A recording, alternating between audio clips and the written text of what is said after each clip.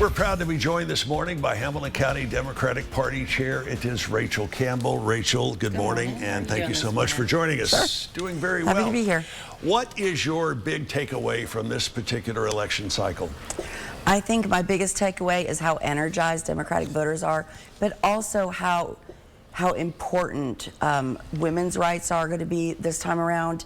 I think if we've learned nothing else, we've learned that telling women that their rights aren't as important as anybody else's is really an energizing and electrifying issue. Obviously, with your position, I know who you want to win. Sure. Who do you think will Kamala win? Harris. Kamala Harris will win. Because you've seen all over the country a groundswell of grassroots organizing, volunteers who just showed up and said, I'm in, let's get this done. You've seen that everywhere. We've seen that here. When Joe Biden was the nominee, we had a regular amount of volunteers, an average amount. As soon as Kamala Harris announced her intention to run, our volunteer force doubled, tripled, and quadrupled within 2 weeks. So the energy is high. Do you think Harris has done an adequate job of laying out what her plans are for the future should she get elected? Absolutely. Give me a specific. I think when she's talking about her opportunity economy, I think that's extremely important to the middle class.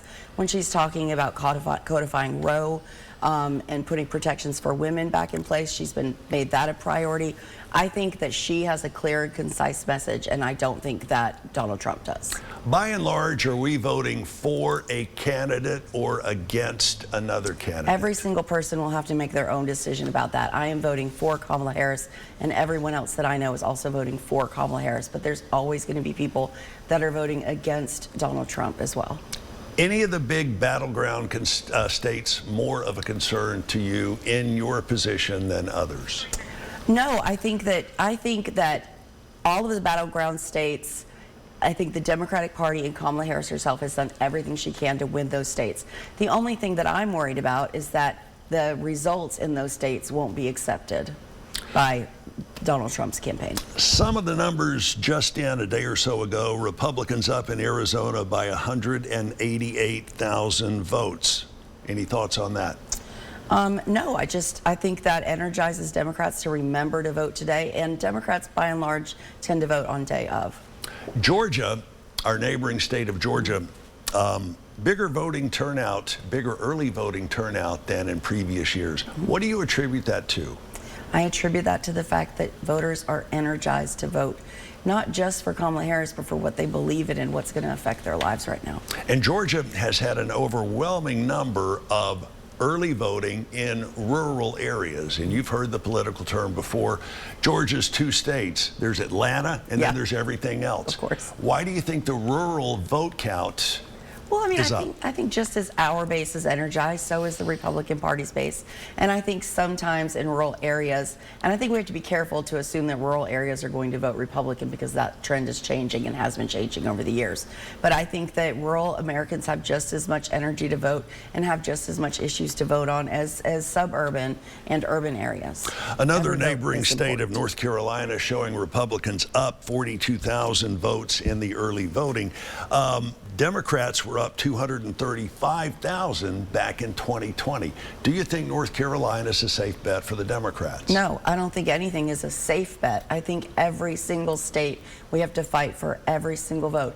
And it's election day today. Early vote numbers are not always trend lines for day of elections. And we just don't know what's going to happen until today. I believe we're going to win all of the battleground states. I think we have the message, the energy, and the candidate that people want to see in office. We have less than 1 minute. If you had 5 minutes alone with Ms. Harris, what advice would you have given her? Look, I don't know that I would have given her any advice. I probably would have asked her some questions, asking her advice for the job that I'm in, which is difficult. And I'm sure Mark's job is difficult. What I would say to her is thank you. I would thank her. It's not every day that someone says, you know what, I'm going to be the person to step into the gap here. I'm going to be the person to raise my hand. This is a really hard thing to do. And she raised her hand, so I would probably just thank her.